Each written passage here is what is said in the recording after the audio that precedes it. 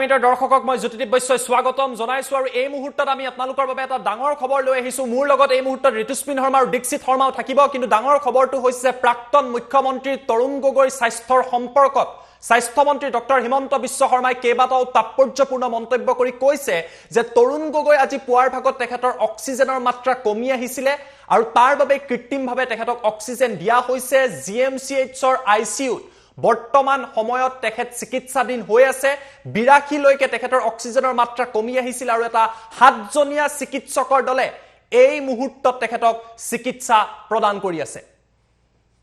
এটা ডাঙৰ খবৰ আমি আপোনালোকক জনাইছো আজি পুৱাৰ ভাগত হঠাৎ অক্সিজেন হ্ৰাস পালে প্ৰাক্তন মুখ্যমন্ত্ৰী তৰুণ গগৈ ইয়াৰ পিছতে কৃত্ৰিমভাৱে তৰুণ গগৈক অক্সিজেন দি থকা হৈছে স্বাস্থ্যমন্ত্ৰী এই কথা জনাইছে যে পুৱাৰ ভাগত আজি অক্সিজেনৰ যি মাত্ৰা আছিল হেয়া 82 পৰ্যন্ত তৰুণ গগৈ কমি গল আৰু তাৰ পিছতে আইসিইউ লৈ তেখেতক স্থানান্তৰ কৰা হয় এটা বিশেষ চিকিৎসকৰ দলে চিকিৎসা প্ৰদান কৰি আছে এইমছৰ চিকিৎসকৰ হৈতে কথা পাতি আছে এইমছৰ চিকিৎসকৰ হৈতে ভিডিঅ' কনফাৰেন্সিঙৰ জৰিয়তে কথা পতা হৈছে আৰু সমগ্ৰ পৰিস্থিতি পৰ্যবেক্ষণ এই মুহূৰ্তত কৰি থকা হৈছে তেখেতৰ বৰ্তমান সময়টো কৃত্ৰিমভাৱে অক্সিজেন দি থকা হৈছে পোষ্ট কোভিডৰ লক্ষণ তৰুণ গগৈৰ শৰীৰত দেখিবলৈ পোৱা গৈছে আৰু স্বাস্থ্যমন্ত্ৰী ডক্টৰ হিমন্ত বিশ্ব শৰ্মাই এই কথা জনাইছে আমি প্ৰথমতে আপোনালোকক ডক্টৰ হিমন্ত বিশ্ব শৰ্মাৰ মন্তব্য দেখুৱাই লৈছো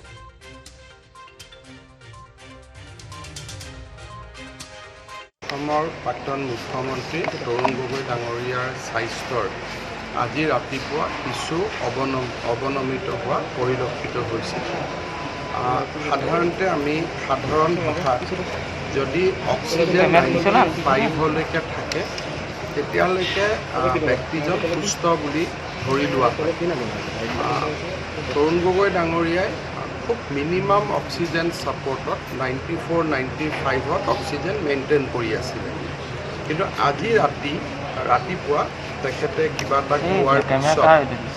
তেখেতৰ অক্সিজেন লেভেল প্ৰায় 82লৈকে ডাউন হয় 82লৈকে নামি আহে সেই পৰ্যায়ত তেখেতক আমি আইচিইউত ইণ্টেনচিভ কেয়াৰ ইউনিটলৈকে লৈ আহোঁ আৰু এতিয়া তেখেত ইণ্টেনচিভ কেয়াৰ ইউনিটত আছে কিন্তু তেখেতৰ এতিয়া অক্সিজেন লেভেল আৰ্টিফিচিয়েল অক্সিজেন দিয়াৰ পিছত 92-93লৈকে এতিয়া আহিছে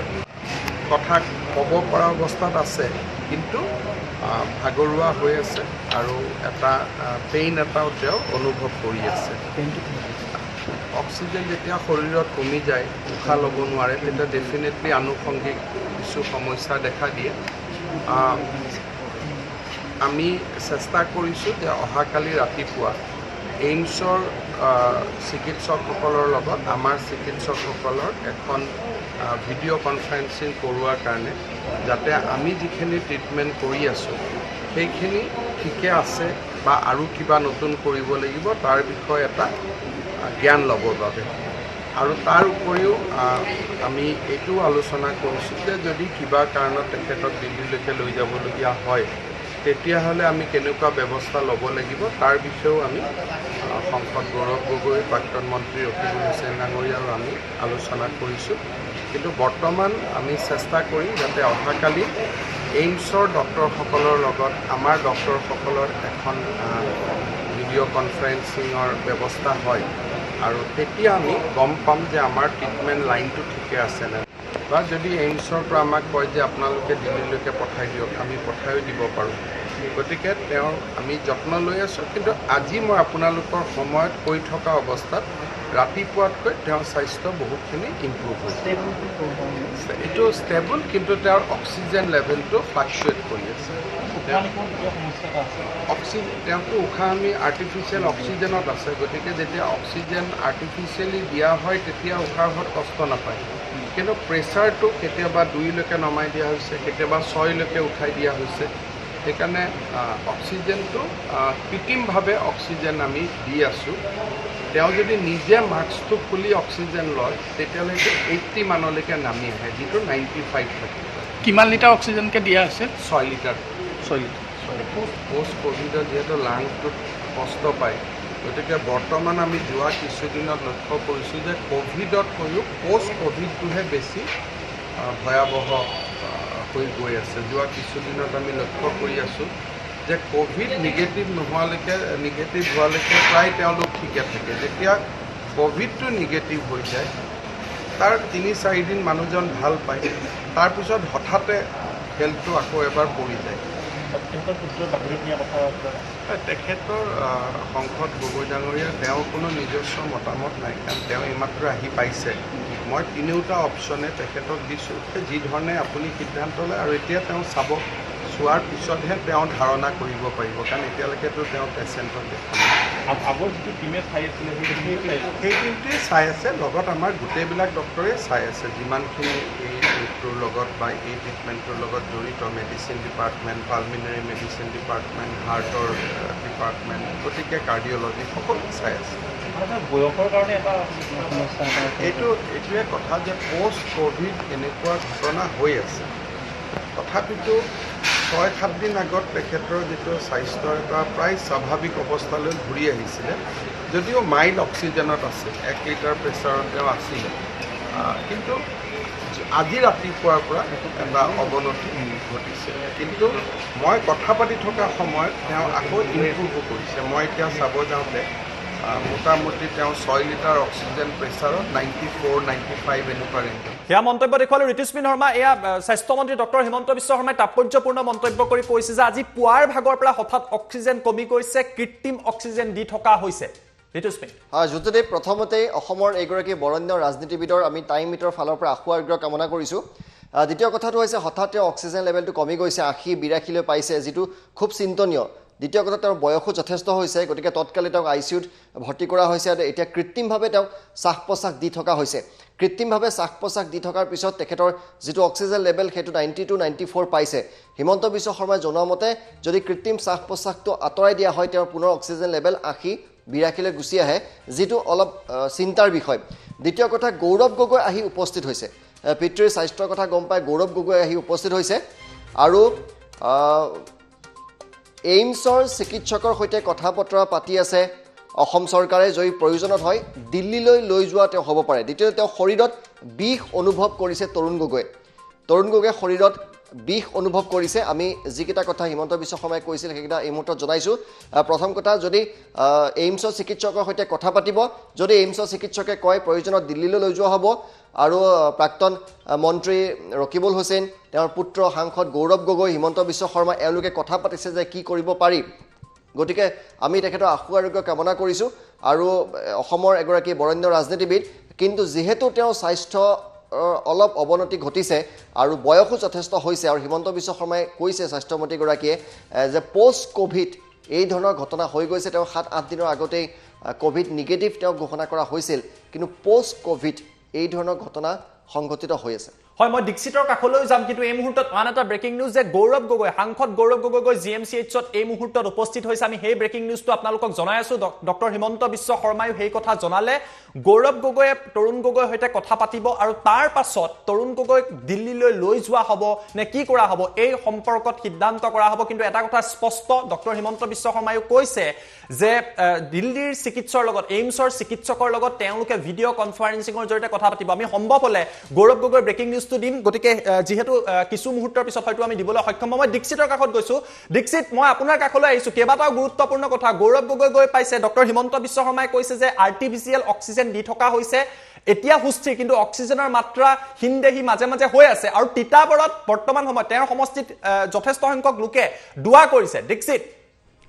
হয়, চাওক, প্ৰাক্তন মুখ্যমন্ত্ৰী তৰুণ গগৈৰ যি স্বাস্থ্য আছে, তেওঁ ক'ভিড আক্ৰান্ত হোৱাৰ পাছতে তেওঁক GMCHত লৈ অনা হৈছিল। আমাৰ সকলোৰে মনত আছে, বা আপোনাৰো যদি মনত আছে, আজিৰ পৰা কিছুদিনৰ পূৰ্বেও হঠাৎ ৰাতি তেওঁৰ ডক্টৰ হিমন্ত বিশ্ব শৰ্মাই টুইট কৰি কৈছিল যে হঠাৎ ৰাতি তেওঁ অক্সিজেনৰ লেভেল কমি গৈছিল, 90তকৈ তলত নামি গৈছিল, আৰু পিছত তেওঁক প্লাজমা দিয়া হৈছিল, আৰু প্লাজমা দিয়াৰ পাছতে তেওঁৰ অক্সিজেন লেভেল সুস্থিৰ আছিলে। কিন্তু আজি পুৱা হঠাৎ তেওঁক দেখা পোৱা গৈছে যে পুনৰ অক্সিজেন লেভেলটো হঠাৎ ডাউন হৈ যোৱা দেখা পোৱা গৈছে। আৰু ইতিমধ্যে আপুনি উল্লেখ কৰিছে পুৱাৰ ভাগলৈকে তেওঁৰ স্বাস্থ্য সুস্থিৰ হৈ আছিলে, তেওঁৰ যি পুৱা ভাগলৈকে তেওঁ সুস্থিৰ হৈ আছিল, কিন্তু হঠাৎ অক্সিজেন লেভেল ডাউন হোৱাৰ পিছত তেওঁক ICUত লৈ যোৱা হৈছিল। আৰু এই মুহূৰ্ততো আমি আমাৰ টাইমেটৰ সমূহ পৰিয়ালৰ ফালৰ পৰা তেওঁ আশু আৰোগ্য কামনা কৰিম, তেওঁ সোনকালে সুস্থ হৈ উঠক তাৰে কামনা কৰিছোঁ। তাৰ লগতে তিতাবৰতো কিন্তু এই মুহূৰ্তত প্ৰাক্তন মুখ্যমন্ত্ৰীগৰাকীৰ আশু আৰোগ্য কামনা কৰি প্ৰাৰ্থনা ইতিমধ্যে আৰম্ভ হৈছে। জ্যোতিদীপ। হয় আমি এই দৃশ্যাংশ দেখুৱাইছো আপোনালোকক তিতাবৰত এই দৃশ্য দেখিবলৈ পোৱা গৈছে এইদৰে আচলতে আশু আৰোগ্য কামনা কৰা হৈছে দোৱা কৰা হৈছে সমজুৱা দোৱাৰ আহ্বান কৰা হৈছে তেওঁৰ নিজৰ সমষ্টিত লোকসকল আহিছে তৰুণ গগৈ যাতে অতি কম সময়ৰ ভিতৰতে সুস্থ হৈ উঠে তাৰ বাবে সমূহীয়া দুৱাৰ আয়োজন কৰিছে আমি দৃশ্যাংশ পুনে পুনে আপোনালোকক দেখুৱাম সেই দৃশ্যাংশ আমাৰ লগত আছে এয়া দৃশ্য দেখুৱাইছো ঋতুস্মিন এয়া দৃশ্য দেখিবলৈ পোৱা গৈছে কিয়নো তৰুণ গগৈ কথা আমি নতুনকৈ কোৱাৰ প্ৰয়োজন নাই তেখেতক কিমান লোকে ভাল পায় আমিও অন্তৰৰ পৰা কামনা কৰিছো যে কম সময়ৰ ভিতৰত তেওঁ সুস্থ হৈ উঠে আৰু এয়া তিতাবৰৰ দৃশ্যাংশ ৰাজনৈতিক প্ৰতিদ্বন্দ্বিতা থাকে কিন্তু যেটো কয় এজ এ হিউমেন বিং বা ৰাজনীতিবিদ হিচাপে অসমৰ এজন খুব ভাল ৰাজনীতিবিদ আৰু ব্যক্তি বিশেষে তেওঁ খুব ভাল সকলোৱে তেওঁক ভাল পায় আজি অসমৰ বিভিন্নজনে তেওঁৰ হৈ আশু আৰোগ্য কামনা কৰিছে আৰু অক্সিজেন লেভেল 80-82 লৈ পোষ্ট কোভিডত কমি অহাটো নিশ্চিতভাৱে চিন্তাৰ বিষয় যাৰ বাবে পুত্ৰ গৌৰৱ গগৈ দিল্লীৰ পৰা উৰি আহি গুৱাহাটী পাইছেহি আৰু কাইলৈ এইমছৰ চিকিৎসকৰ সৈতে ভিডিঅ' কনফাৰেন্সিং কৰিব আৰু এইমছৰ চিকিৎসকক সুধিব যে আমাৰ যিটো ট্ৰিটমেণ্ট লাইন আছে সেইটো ঠিকে আছে নে নাই কিবা কাৰণত যদি এইমছৰ চিকিৎসকে কয় যে আপোনালোকে দিল্লী লৈ আহক সেইটো দিল্লীলৈ লৈ যাব পাৰে হয়তো সেই বিষয়ে গৌৰৱ গগৈ হিমন্ত বিশ্ব শৰ্মা আৰু প্ৰাক্তন মন্ত্ৰী ৰকিবুল হুছেইনে কথা পাতি আছে তেখেতৰ স্বাস্থ্যক লৈ এতিয়া সমগ্ৰ ৰাজ্য উদ্বিগ্ন হৈ আছে আৰু অসম চৰকাৰেও ইতিমধ্যে চিকিৎসা মহাবিদ্যালয়খনৰ ফালৰ পৰা জনোৱা হৈছে যে যৎপূৰ্ণাস্তি চেষ্টা কৰা হৈছে যিমান ভাল চিকিৎসা তেখেতক দিব পৰা যায় সেই চিকিৎসাও তেখেতক দিয়া হৈছে আমি কেৱল আশু আৰোগ্য কামনা কৰিব পাৰোঁ আৰু ৰাইজৰ হাতত যথেষ্ট শক্তি থাকে আমাৰ আশু আৰোগ্যই তেখেতক এইজন বৰেণ্য ৰাজনীতিবিদক নিশ্চয় সুস্থ কৰি তুলিব হয় আমি দৃশ্যাংশ দেখুৱাইছো এয়া গৌৰৱ গগৈ জিএমচিএইচত আহি কিছু মুহূৰ্তৰ আগতে উপস্থিত হৈছে তৰুণ গগৈ স্বাস্থ্য বুৰুজে মই পিচিআৰ টিমক অনুৰোধ কৰিম গৌৰৱ গগৈ ভিজুৱেলটো যাতে কিছু সময় প্লে কৰি ৰাখে আৰু তাৰ লগতে যিকেইটা ব্ৰেকিং নিউজ আমি দিয়া নাছিলো সেইকেইটা এটা এটাকৈ দিবলৈ চেষ্টা কৰিম এয়া গৌৰৱ গগৈক আপোনালোকে দেখা পাইছে মাত্ৰ কেইটামান মুহূৰ্তৰ আগতে আহি উপস্থিত হৈছেহি আৰু ডক্টৰ হিমন্ত বিশ্ব শৰ্মাই কৈছে যে গৌৰৱ গগৈ তৰুণ গগৈৰ সৈতে কথা পাতিব আৰু তাৰ পাছত তৰুণ গগৈক লৈ কি কৰা হ'ব তেখেতৰ এইমছৰ চিকিৎসকৰ লগত কথা পতাৰ পিছত দিল্লীলৈ লৈ যোৱা হ'ব নেকি এনেকুৱা সিদ্ধান্ত কিছুমান লোৱা হ'ব পুনৰবাৰ ডক্টৰ হিমন্ত বিশ্ব শৰ্মাৰ মন্তব্যটো আমি দেখুৱাম য'ত তেওঁ তৰুণ গগৈ বৰ্তমান স্বাস্থ্যৰ অৱস্থা কেনেকুৱা সকলো কথা বৰ্ণনা কৰিছে স্বাস্থ্য মন্ত্ৰীৰ মন্তব্যটো মই দিবলৈ অনুৰোধ কৰিছো অসমৰ প্ৰাক্তন মুখ্যমন্ত্ৰী তৰুণ গগৈ ডাঙৰীয়াৰ স্বাস্থ্যৰ আজি ৰাতিপুৱা কিছু অৱনমিত হোৱা পৰিলক্ষিত হৈছে সাধাৰণতে আমি সাধাৰণ ভাষাত যদি অক্সিজেন 95লৈকে থাকে তেতিয়ালৈকে ব্যক্তিজন সুস্থ বুলি ধৰি লোৱা হয় তৰুণ গগৈ ডাঙৰীয়াই খুব মিনিমাম অক্সিজেন ছাপৰ্টত 94-95ত অক্সিজেন মেইনটেইন কৰি আছিলে কিন্তু আজি ৰাতিপুৱা তেখেতে কিবা এটা খোৱাৰ পিছত তেখেতৰ অক্সিজেন লেভেল প্ৰায় 82লৈকে ডাউন হয় 82লৈকে নামি আহে সেই পৰ্যায়ত তেখেতক আমি ICUত ইণ্টেনচিভ কেয়াৰ ইউনিটলৈকে লৈ আহোঁ আৰু এতিয়া তেখেত ইণ্টেনচিভ কেয়াৰ ইউনিটত আছে কিন্তু তেখেতৰ এতিয়া অক্সিজেন লেভেল আৰ্টিফিচিয়েল অক্সিজেন দিয়াৰ পিছত 92-93লৈকে এতিয়া আহিছে কথা ক'ব পৰা অৱস্থাত আছে কিন্তু ভাগৰুৱা হৈ আছে আৰু এটা পেইন এটাও তেওঁ অনুভৱ কৰি আছে অক্সিজেন যেতিয়া শৰীৰত কমি যায় উশাহ ল'ব নোৱাৰে তেতিয়া ডেফিনেটলি আনুষংগিক কিছু সমস্যা দেখা দিয়ে আমি চেষ্টা কৰিছোঁ যে অহাকালি ৰাতিপুৱা এইমছৰ চিকিৎসকসকলৰ লগত আমাৰ চিকিৎসকসকলৰ এখন ভিডিঅ' কনফাৰেন্সিং কৰোৱাৰ কাৰণে যাতে আমি যিখিনি ট্ৰিটমেণ্ট কৰি আছোঁ সেইখিনি ঠিকে আছে বা আৰু কিবা নতুন কৰিব লাগিব তাৰ বিষয়ে এটা জ্ঞান ল'বৰ বাবে আৰু তাৰ উপৰিও আমি এইটোও আলোচনা কৰিছোঁ যে যদি কিবা কাৰণত তেখেতক দিল্লীলৈকে লৈ যাবলগীয়া হয় তেতিয়াহ'লে আমি কেনেকুৱা ব্যৱস্থা ল'ব লাগিব তাৰ বিষয়েও আমি সংসদ গৌৰৱ গগৈ প্ৰাক্তন মন্ত্ৰী ৰকিবুল হুছেইন ডাঙৰীয়া আৰু আমি আলোচনা কৰিছোঁ কিন্তু বৰ্তমান আমি চেষ্টা কৰিম যাতে অহাকালি এইমছৰ ডক্টৰসকলৰ লগত আমাৰ ডক্টৰসকলৰ এখন ভিডিঅ' কনফাৰেন্সিঙৰ ব্যৱস্থা হয় আৰু তেতিয়া আমি গম পাম যে আমাৰ ট্ৰিটমেণ্ট লাইনটো ঠিকে আছেনে বা যদি এইমছৰ পৰা আমাক কয় যে আপোনালোকে দিল্লীলৈকে পঠাই দিয়ক আমি পঠাইও দিব পাৰোঁ গতিকে তেওঁৰ আমি যত্ন লৈ আছোঁ কিন্তু আজি মই আপোনালোকৰ সময়ত কৈ থকা অৱস্থাত ৰাতিপুৱাতকৈ তেওঁৰ স্বাস্থ্য বহুতখিনি ইম্প্ৰুভ সেয়া মন্তব্য আমি আপোনালোকক দেখুৱালো কিন্তু পুত্ৰ গৌৰৱ গগৈ ইতিমধ্যে GMCHত গৈ উপস্থিত হৈছে আমি সেই কথা পুনৰবাৰ আপোনালোকক জনাইছো যে গৌৰৱ গগৈ তৰুণ গগৈৰ সৈতে কথা পাতিলে আমি সম্ভৱলৈ সেই ব্ৰেকিং নিউজটো দিবলৈ মই অনুৰোধ কৰিছো প্ৰডাকশ্যন কণ্ট্ৰল ৰুমক যে পুত্ৰ গৌৰৱ গগৈ কিছু মুহূৰ্তৰ আগতে উপস্থিত হৈছে আৰু প্ৰাক্তন মুখ্যমন্ত্ৰীগৰাকীৰ সৈতে তেওঁ কথা পাতিছে আমাৰ লগত মন্তব্য আহি পৰিছে আমি সেই মন্তব্য এই মুহূৰ্তত আপোনালোকক দেখুৱাই লৈছো হেড অফ ডিপাৰ্টমেণ্ট আমাৰ প্ৰিন্সিপাল আৰু আমাৰ মেডিকেল ছুপাৰিণ্টেণ্ডেণ্ট সকলোৰে লগত আলোচনা হ'ল আৰু তেওঁলোকে তেওঁলোকৰ কথাখিনি ক'লে কি কেনেকৈ তেওঁলোকৰ ট্ৰিটমেণ্টখিনি চলি আছে আৰু মই তেওঁলোকৰ আমাৰ XCMৰ বাবে তেওঁলোকৰ মেডিকেল হিষ্ট্ৰী তেওঁলোকে ভালকৈ জানে আৰু তেওঁলোকৰ অভিজ্ঞতা আৰু তেওঁলোকৰ ওপৰত আমি জানো যে একদম মানে দিল্লীত যি ধৰণৰ ট্ৰিটমেণ্ট আমাৰ একেধৰণৰ আমাৰ ডক্টৰছখিনিও একেধৰণৰ কামখিনি কৰি গৈ আছে আৰু সেইকাৰণে আজি তেওঁলোকে যি মোক অৱগত কৰালে সেইখিনি কথা লৈ মই ইতিমধ্যে সন্তুষ্ট আৰু এটা কথা স্বাস্থ্যমন্ত্ৰীগৰাকী ইতিমধ্যে আৰু কৈছে মই যে ক'ব স্বাস্থ্য ৰিলেটেড লৈ যোৱা কথাটো সন্দৰ্ভত মই একো নকওঁ এইটো আমাৰ মেডিকেল এডভাইচ দেখুৱালো এয়া গৌৰৱ গগৈয়ে সংবাদ মাধ্যমৰ আগত মন্তব্য কৰিছে যে চিকিৎসকে বৰ্তমান সময়ত পৰ্যবেক্ষণত ৰাখিছে চিকিৎসকে দিল্লীত যিদৰে চিকিৎসা প্ৰদান কৰা হয় ঠিক একেদৰে তৰুণ গগৈক ইয়াতো চিকিৎসা প্ৰদান কৰি থকা হৈছে তৰুণ গগৈক সাক্ষাৎ কৰাৰ পিছতেই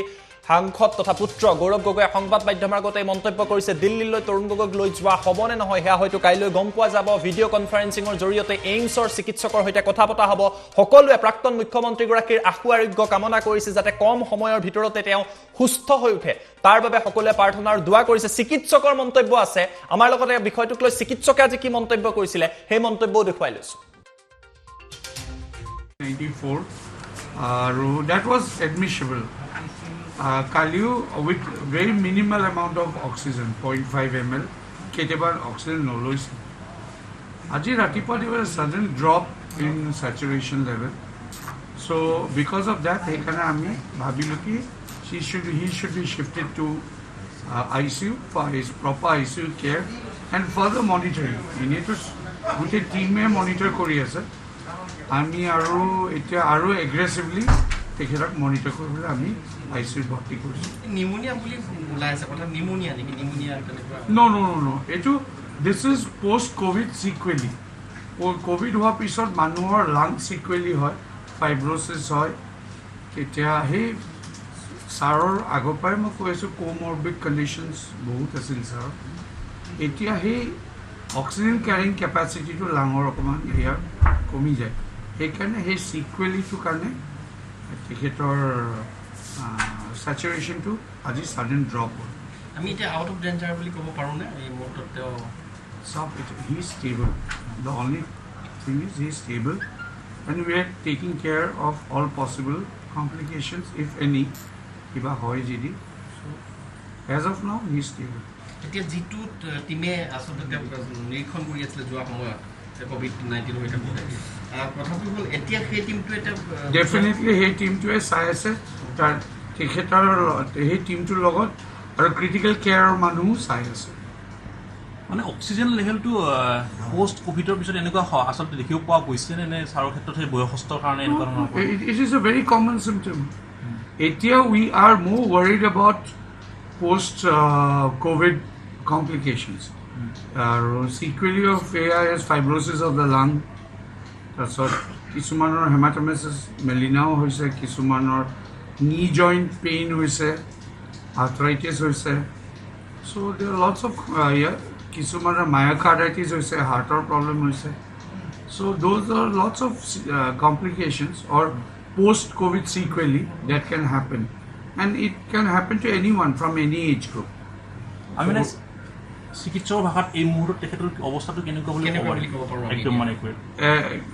technically speaking, he's as of now, oxygen saturation has been maintained at অসমৰ প্ৰাক্তন মুখ্যমন্ত্ৰী তৰুণ গগৈ ডাঙৰীয়াৰ স্বাস্থ্যৰ আজি ৰাতিপুৱা কিছু অৱনমিত হোৱা পৰিলক্ষিত হৈছে সাধাৰণতে আমি সাধাৰণ ভাষাত যদি অক্সিজেন 95লৈকে থাকে তেতিয়ালৈকে ব্যক্তিজন সুস্থ বুলি ধৰি লোৱা হয় তৰুণ গগৈ ডাঙৰীয়াই খুব মিনিমাম অক্সিজেন ছাপৰ্টত 94-95ত অক্সিজেন মেইনটেইন কৰি আছিলে কিন্তু আজি ৰাতিপুৱা তেখেতে কিবা এটা কোৱাৰ পিছত তেখেতৰ অক্সিজেন লেভেল প্ৰায় 82লৈকে ডাউন হয় 82লৈকে নামি আহে সেই পৰ্যায়ত তেখেতক আমি ICUত ইণ্টেনচিভ কেয়াৰ ইউনিটলৈকে লৈ আহোঁ আৰু এতিয়া তেখেত ইণ্টেনচিভ কেয়াৰ ইউনিটত আছে কিন্তু তেখেতৰ এতিয়া অক্সিজেন লেভেল আৰ্টিফিচিয়েল অক্সিজেন দিয়াৰ পিছত 92-93লৈকে এতিয়া আহিছে কথা ক'ব পৰা অৱস্থাত আছে কিন্তু ভাগৰুৱা হৈ আছে আৰু এটা পেইন এটাও তেওঁ অনুভৱ কৰি আছে অক্সিজেন যেতিয়া শৰীৰত কমি যায় উশাহ ল'ব নোৱাৰে তেতিয়া ডেফিনেটলি আনুষংগিক কিছু সমস্যা দেখা দিয়ে আমি চেষ্টা কৰিছোঁ যে অহাকালি ৰাতিপুৱা এইমছৰ চিকিৎসকসকলৰ লগত আমাৰ চিকিৎসকসকলৰ এখন ভিডিঅ' কনফাৰেন্সিং কৰোৱাৰ কাৰণে যাতে আমি যিখিনি ট্ৰিটমেণ্ট কৰি আছোঁ সেইখিনি ঠিকে আছে বা আৰু কিবা নতুন কৰিব লাগিব তাৰ বিষয়ে এটা জ্ঞান ল'বৰ বাবে আৰু তাৰ উপৰিও আমি এইটোও আলোচনা কৰিছোঁ যে যদি কিবা কাৰণত তেখেতক দিল্লীলৈকে লৈ যাবলগীয়া হয়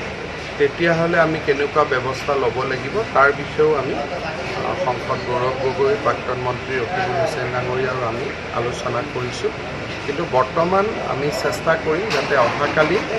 এইমছৰ ডক্টৰসকলৰ লগত আমাৰ ডক্টৰসকলৰ এখন ভিডিঅ' কনফাৰেন্সিঙৰ ব্যৱস্থা হয় আৰু তেতিয়া আমি গম পাম যে আমাৰ ট্ৰিটমেণ্ট লাইনটো ঠিকে আছেনে বা যদি এইমছৰ পৰা আমাক কয় যে আপোনালোকে দিল্লীলৈকে পঠাই দিয়ক আমি পঠাইও দিব পাৰোঁ